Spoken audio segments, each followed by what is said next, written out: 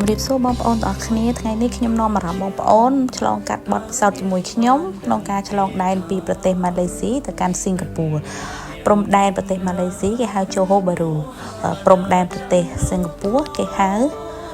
Foodland ឬក៏ View Point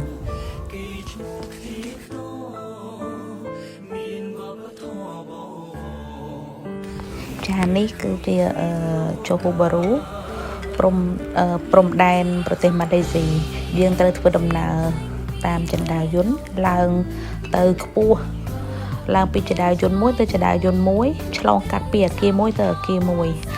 មនុស្សច្រើនណាស់បងប្អូនមិនដឹងថាគាត់មកពីតំបន់ឬក៏ប្រទេសណាខ្លះទេតែមនុស្សច្រើនណាស់ចានេះយើងកំពុងធ្វើដំណើរទៅកាន់កន្លែងព្រំច្រកព្រំដែនដើម្បីវាយប៉ាសពតចេញពីប្រទេសម៉ាឡេស៊ី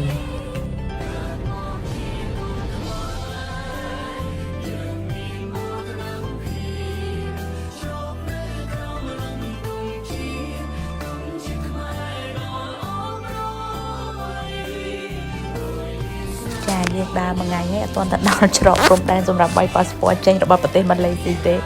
យើងកំពុងធ្វើដំណើរតាមគេខ្ញុំក៏អត់ស្គាល់ដូចគ្នាដែរបងប្អូនតែធ្វើដំណើរតាមបងប្អូនយើងផ្សេងទៀតដែលគាត់ឆ្លងដែនដូចពួកខ្ញុំដែរនឹងហើយតាមផ្លូវគេដាក់ផ្លាកគេដាក់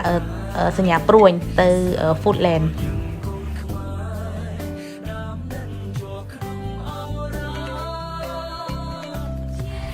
យើងធ្វើដំណើរតាមគេតាមឯងជាមួយគេជាមួយឯងហ្នឹង